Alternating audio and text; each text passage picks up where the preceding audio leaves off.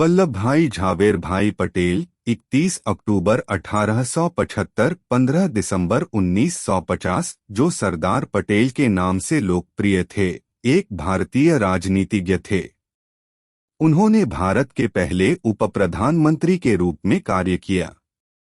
वे एक भारतीय अधिवक्ता और राजनेता थे, जो भारतीय राष्ट्रीय कांग्रेस के एक वरिष्ठ नेता और भारतीय गणराज्य के संस्थापक पिता थे, जिन्होंने स्वतंत्रता के लिए देश के संघर्ष में अग्रणी भूमिका निभाई और एक एकीकृत स्वतंत्र राष्ट्र में अपने एकीकरण का मार्गदर्शन किया।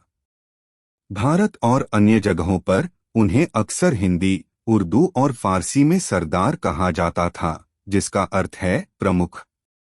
उन्होंने भारत के राजनीतिक एकीकरण और 1947 के भारत-पाकिस्तान युद्ध के दौरान गृह मंत्री के रूप में कार्य किया। पटेल का जन्म नडियाद, गुजरात में एक लेवा पटेल पाटीदार जाति में हुआ था। वे झवेरभाई पटेल एवं लाडबा देवी की चौथी संतान थे। सोमाभाई, नरसीभाई और विट्ठल भाई उनके अग्रज थे। उनकी शिक्षा मुख्यतः स्वाध्याय से ही हुई। लंदन जाकर उन्होंने बैरिस्टर की पढ़ाई की और वापस आकर अहमदाबाद में वकालत करने लगे। महात्मा गांधी के विचारों से प्रेरित होकर उन्होंने भारत के स्वतंत्रता आंदोलन में भाग लिया। स्वतंत्रता आंदोलन में सरदार पटेल का सबसे पहला और बड़ा योगदान 1918 में खेड़ा संघर्ष में हुआ। गुजरात का खेड़ा खंड डिवीजन उन दिनों भयंकर सूखे की चपेट में था। किसानों ने अंग्रेज सरकार से भारी कर में छूट की मांग की। जब यह स्वीकार नहीं किया गया तो सरदार पटेल, गांधी जी एवं अन्य लोगों ने किसानों का नेतृत्व किया और उन्हें कर न देने के लिए प्रेरित किया। अंत में सरकार झुकी और उस वर्ष करों में राहत दी गई। यह सरदार पटेल की पहली सफलता थी। बारडोली सत्याग्रह भारतीय स्वाधीनता संग्राम के दौरान वर्ष 1928 में गुजरात में हुआ एक प्रमुख किसान आंदोलन था, जिसका नेतृत्व वल्लभ भाई पटेल ने किया। उस समय प्रांतीय सरकार ने किसानों के लगान में 30% तक की वृद्धि कर दी थी। पटेल ने इस लगान वृद्धि का जमकर विरोध किया। सरकार ने इस सत्याग्रह आंदोलन को कुचलने के लिए कठोर कदम उठाए, पर अंततः विवश होकर उसे किसानों की मांगों को मानना पड़ा। एक न्यायिक अधिकारी ब्लूमफील्ड और एक राजस्व अधिकारी मैक्सवेल ने संपूर्ण मामलों की जांच कर 22% लगान वृद्धि को गलत ठहराते हुए इसे घटाकर 6.03% कर दिया। इस सत्याग्रह आंदोलन के सफल होने के बाद वहां की महिलाओं ने वल्लभ भाई पटेल को सरदार की उपाधि प्रदान की। किसान संघर्ष एवं राष्ट्रीय स्वाधीनता संग्राम के अंतस्बंधों की व्याख्या बारडोली किसान संघर्ष के संदर्भ में करते हुए गांधी जी ने कहा कि इस तरह का हर संघर्ष, हर कोशिश हमें स्वराज के करीब पहुंचा रही है और हम सबको स्वराज की मंजिल तक पहुंचाने में ये संघर्ष सीधे स्वराज के लिए संघर्ष से कहीं ज्यादा सहायक सिद्ध हो सकते हैं। यद्यपि अधिकांश प्रांतीय कांग्रेस समितियां पटेल के पक्ष में थीं, गांधी जी की इच्छा का आदर करते हुए पटेल जी ने प्रधानमंत्री पद की दौड़ से अपने को दूर रखा और इसके लिए नेहरू का समर्थन किया। उन्हें उप प्रधानमंत्री एवं गृह मंत्री का कार्य सौंपा गया, किंतु इसके बाद भी नेहरू और पटेल के संबंध तनावपूर्ण ही रहे। इसके चलते कई अवसरों पर दोनों ने ही अपने पद का त्याग करने की धमकी दे दी थी। गृह मंत्री के रूप में उनकी पहली प्राथमिकता देसी रियासतों, राज्यों को भारत में मिलाना था। इसको उन्होंने बिना कोई खून बहाए संपादित कर दिखाया। केवल हैदराबाद स्टेट के ऑपरेशन पोलो के लिए उनको सेना भेजनी पड़ी। भारत के एकीकरण में उनके महान योगदान के लिए उन्हें भारत का लौह पुरुष के रूप में जाना जाता है। सन 1950 में उनका देहांत हो गया। इसके बाद नेहरू का कांग्रेस के अंदर बहुत कम विरोध शेष रहा। स्वतंत्रता के समय भारत में 562 देसी रियासतें थीं। इनका क्षेत्रफल भारत का 40% था। सरदार पटेल ने आजादी के ठीक पूर्व संक्रमण काल में ही वीपी मेनन के साथ मिलकर कई देसी राज्यों को भारत में मिलाने के लिए कार्य आरंभ कर दिया था। पटेल और मेनन ने देसी राजाओं को बहुत समझाया कि उन्हें स्वायत्तता देना संभव नहीं होगा। इसके परिणामस्वरूप 3 को छोड़कर शेष सभी राजवाड़ों ने स्वेच्छा से भारत में विलय का प्रस्ताव स्वीकार कर लिया। केवल जम्मू एवं कश्मीर, जूनागढ़ तथा हैदराबाद स्टेट के राजाओं ने ऐसा करना नहीं स्वीकारा। जूनागढ़ सौराष्ट्र के पास एक छोटी रियासत थी और चारों ओर से भारतीय भूमि से घिरी थी। वह पाकिस्तान के समीप नहीं थी। वहां के नवाब ने 15 अगस्त 1947 को पाकिस्तान में विलय की घोषणा कर दी। राज्य की सर्वाधिक जनता हिंदू थी और भारत विलय चाहती थी। नवाब के विरुद्ध बहुत विरोध हुआ तो भारतीय सेना जूनागढ़ में प्रवेश कर गई। नवाब भागकर पाकिस्तान चला गया और 9 नवंबर 1947 को जूनागढ़ भी भारत में मिल गया। फरवरी 1948 में वहां जनमत संग्रह कराया गया, जो भारत में विलय के पक्ष में रहा। हैदराबाद भारत की सबसे बड़ी रियासत थी, जो चारों ओर से भारतीय भूमि से घिरी थी। वहां के निजाम ने पाकिस्तान के प्रोत्साहन से स्वतंत्र राज्य का दावा किया और अपनी सेना बढ़ाने लगा। वह ढेर सारे हथियार आयात करता रहा। पटेल चिंतित हो उठे। अंततः भारतीय सेना 13 सितंबर 1948 को हैदराबाद में प्रवेश कर गई।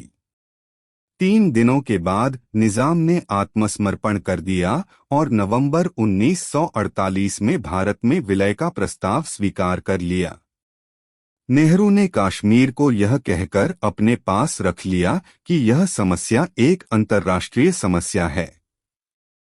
कश्मीर समस्या को संयुक्त राष्ट्र संघ में ले गए और अलगाववादी ताकतों के कारण कश्मीर की समस्या दिनों दिन बढ़ती गई।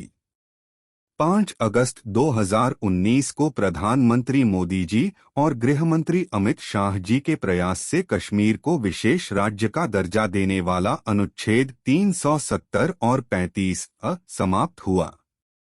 कश्मीर भारत का अभिन्न अंग बन गया और सरदार पटेल का भारत को अखंड बनाने का स्वप्न साकार हुआ।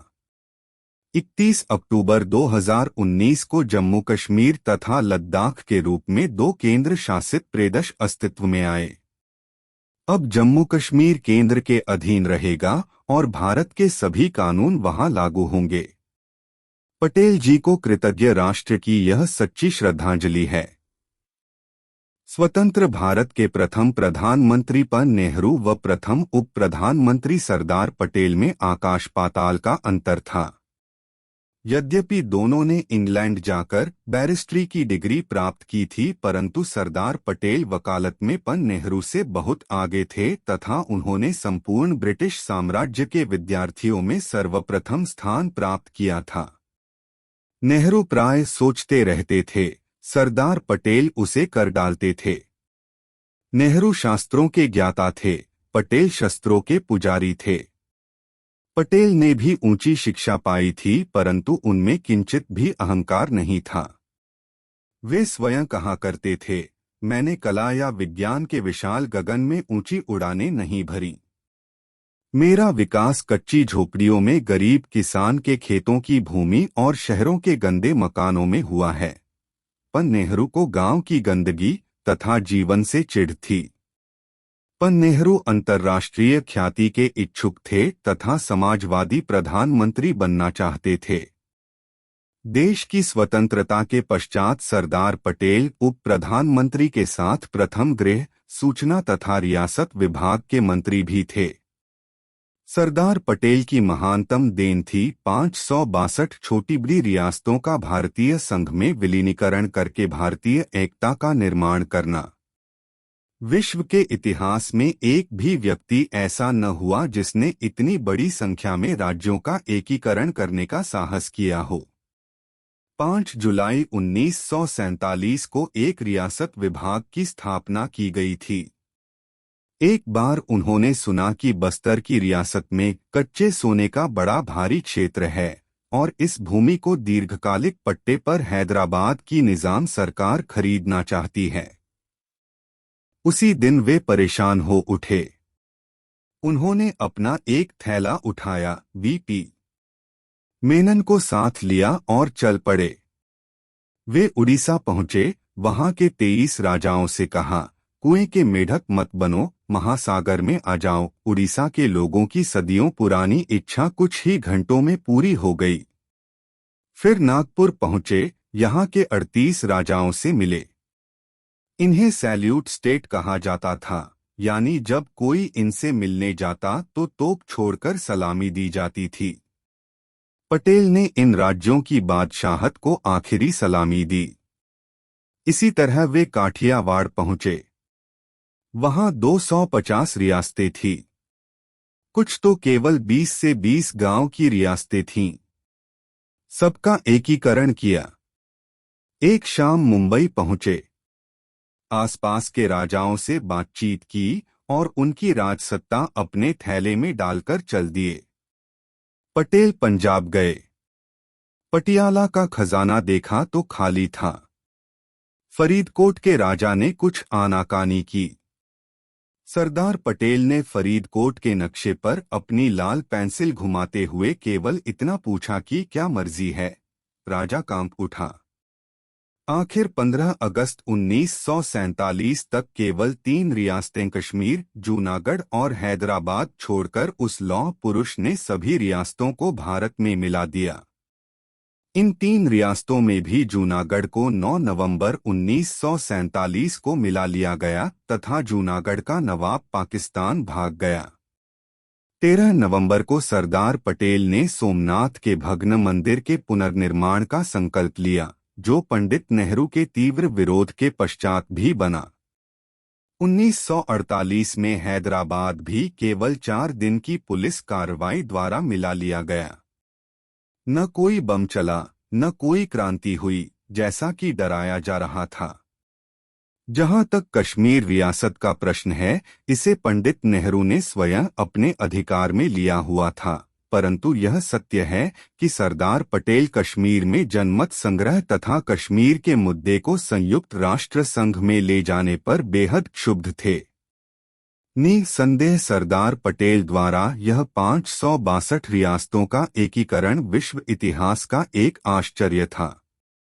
भारत की यह रक्तहीन क्रांति थी। महात्मा गांधी ने सरदार पटेल को इन रियासतों के बारे में लिखा था, रियासतों की समस्या इतनी जटिल थी जिसे केवल तुम ही हल कर सकते थे। यद्यपि विदेश विभाग पर नेहरू का कार्यक्षेत्र था, परंतु कई बार उप प्रधानमंत्री होने के नाते कैबिनेट की विदेश विभाग समिति में उनका जाना होता था। उनकी दूरदर्शिता का लाभ यदि उस समय लिया जाता तो अनेक वर्तमान समस्याओं का जन्म न होता। 1950 में पंडित नेहरू को लिखे एक पत्र में पटेल ने चीन तथा उसकी तिब्बत के प्रति नीति से सावधान किया था और चीन का रवैया कपटपूर्ण तथा विश्वासघाती बतलाया था। अपने पत्र में चीन को अपना दुश्मन, उसके व्यवहार को अभद्रतापूर्ण और चीन के पत्रों की भाषा को किसी दोस्त की नहीं, भावी शत्रु की भाषा कहा था। उन्होंने यह भी लिखा था कि तिब्बत पर चीन का कब्जा नई समस्याओं को जन्म देगा। 1950 में नेपाल के संदर्भ में लिखे पत्रों से भी नेहरू सहमत न थे। 1950 में ही गोवा की स्वतंत्रता के संबंध में चली 2 घंटे की कैबिनेट बैठक में लंबी वार्ता सुनने के पश्चात सरदार पटेल ने केवल इतना कहा, क्या हम गोवा जाएंगे? केवल 2 घंटे की बात है। नेहरू इससे बड़े नाराज हुए थे। यदि पटेल की बात मानी गई होती तो 1961 तक गोवा की स्वतंत्रता की प्रतीक्षा न करनी पड़ती। गृहमंत्री के रूप में वे पहले व्यक्ति थे जिन्होंने भारतीय नागरिक सेवाओं (ICS) का भारतीयकरण कर इन्हें भारतीय प्रशासनिक सेवाएं (IAS) बनाया।